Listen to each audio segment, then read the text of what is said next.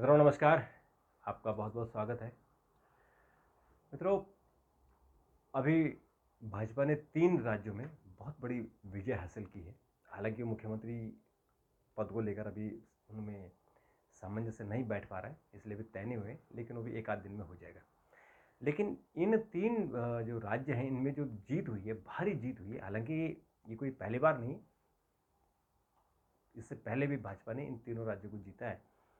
और छत्तीसगढ़ और मध्य प्रदेश को तो लगातार 3 बार जीता, यानी 15-15 साल वहाँ इन्होंने राज किए और बाद में भी।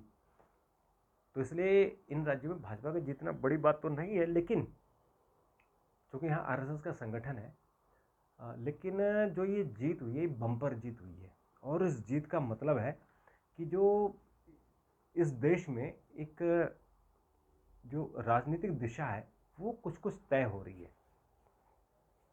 यानी लोगों का भाजपा के प्रति एक विश्वास से बढ़ रहा है और लोगों का ऐसा लगता है लोगों को कि भाजपा का जो शासन तंत्र है उसको चलाने में ज़्यादा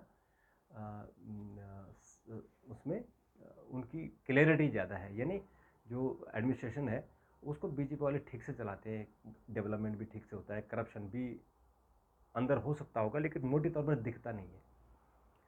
जैसे कांग्रेस का कई बार साफ साफ दिख जाता है कि करप्शन हो रहा है, तो इस तरह से बीजेपी का करप्शन दिखता नहीं है। और अभी 9 साल 9.5 साल प्रधानमंत्री नरेंद्र मोदी के कार्यकाल को भी हो गए, तो ऐसा कोई बड़ा घोटाला आपने नहीं सुना होगा। कोई इक्का दुक्का छोटे मोटे हुए होंगे, जो ऑफिसर लेवल पे हुए होंगे, तो वो पकड़े गए हैं। सीबीआई ईडी अपना छापेमारी वगैरह करती रहती है। आज भाजपा के संसदीय दल की बैठक थी और उस बैठक में प्रधानमंत्री नरेंद्र मोदी ने कुछ आंकड़े पेश किए।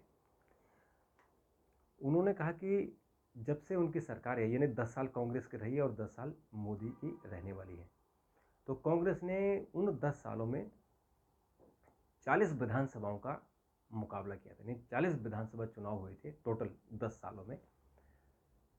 और उन 10 सालों में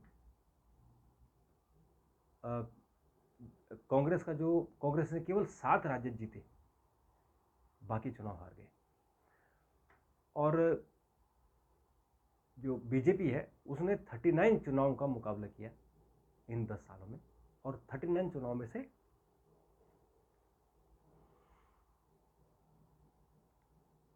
उसने 22 राज्यों का चुनाव जीता। यानी उसका जो जीतने का प्रतिशत है वो 56% है।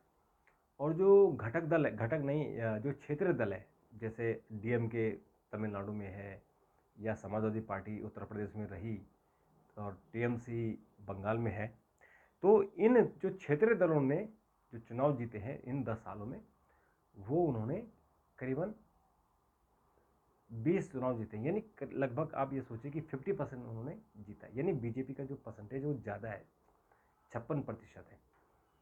तो उसका रीजन शायद यही है जो प्रधानमंत्री ने कहा कि भाजपा का जो सुशासन है उसको लोग पसंद कर रहे हैं। और यही बात मुझे लगता है कि सभी लोग भी मानेंगे इस बात को। सुशासन बीजेपी के राज में कांग्रेस के राज से ज़्यादा अच्छा रहता है। कांग्रेस में लिबरल ज़्यादा होते हैं, यानी जो भी आ रहा है उसका भी काम कर रहा है, कोई ठेका मांग रहा है उसको भी देना है, कोयला खदान उसको भी देनी जिसको ज़रूरत नहीं है, तो थोड़ा सा लिबरल एटीट्यूड रहता है। लेकिन बीजेपी का और खासकर नरेंद्र मोदी की सरकार का ऐसा एटीट्यूड नहीं होता। उनको ठोक पीट कर करते हैं कि अगर किसी को कोई चीज़ चाहिए तो क्यों चाहिए, और करप्शन की गुंजाइश कम रहती है। मैं ये नहीं कह रहा कि 0% या करप्शन होगा, और लेकिन अभी तक जो सरफेस पर ऐसी करप्शन के केसेस हमने नहीं सुने हैं और नहीं देखे। अगर कोई अंदर अंदर खाने हो रहा होगा उसके बारे में वो पटल पर नहीं आए।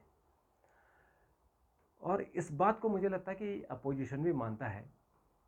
जैसे कि बीजेपी लगातार अगर 25 साल गुजरात में है और लगातार मध्य प्रदेश में, अगर हम 15 महीने का कार्यकाल छोड़ दें तो बीजेपी ने मध्य प्रदेश में 18 साढ़े 18 साल, और अब 5 साल के लिए और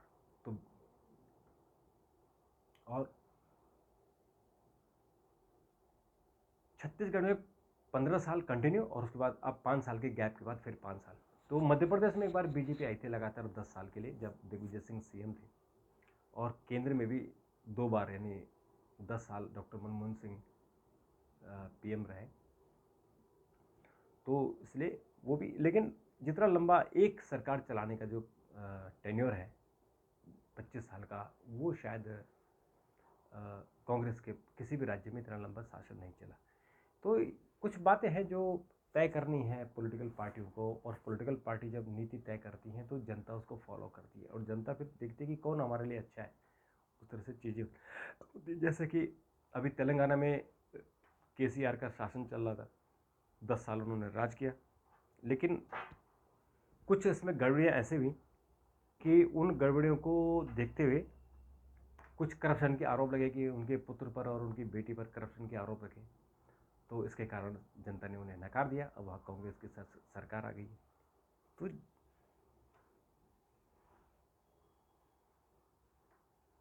इन चुनावों ने कुछ बातें तो जनता के सामने रखी है कि जो सुशासन करेगा, जो मजबूत सरकार देगा, उसको सत्ता जनता ने दी है। अब मित्रों, थोड़ा सा जो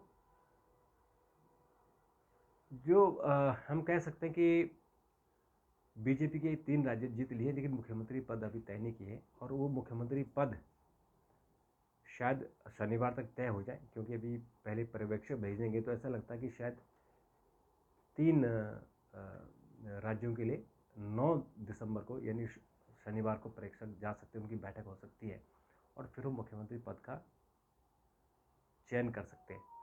जो दिल्ली में भाजपा के 12 सांसदों ने इस्तीफा दे दिया था, उसमें 3 केंद्रीय मंत्री भी थे, नरेंद्र सिंह तोमर, रेणुका सिंह और प्रहलाद पटेल। तो इनकी जगह, नरेंद्र तोमर की जगह अर्जुन मुंडा को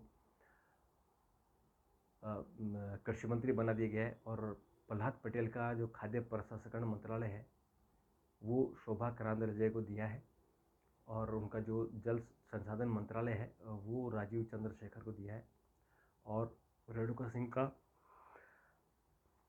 जो आदिवासी मंत्रालय है वो भारती पवार को दिया है। तो अब इसमें से कौन मुख्यमंत्री बनेगा, ये बड़ा सवाल है, क्योंकि रेणुका सिंह छत्तीसगढ़ के लिए दावेदार है, और प्रहलाद पटेल भी मध्य प्रदेश के लिए दावेदार है, नरेंद्र तोमर भी दावेदार है, और राजस्थान के लिए जो बालकनाथ दावेदार हैं, उन्होंने भी आज लोकसभा की सदस्यता से इस्तीफा दे दिया। और फिर वसुंधरा राजे आज दिल्ली आए, उन्होंने जेपी नड्डा से मुलाकात की, उन्होंने अपनी सफाई दी। तो फाइनल क्या होगा, मुझे लगता है कि 1-2 दिनों में स्थिति कोई स्पष्ट हो पाएगी, और उसके बाद फिर शपथ ग्रहण होगा। लेकिन अभी पहले शायद वो ऐसा कोई मुख्यमंत्री बनाना चाहते हैं कि नया चेहरा हो, युवा हो, जो कुछ साल तक राजनीति कर सके और पार्टी को आगे लेके जा सके। और लोकसभा से जुड़ी हम आज एक बात करते हैं कि जो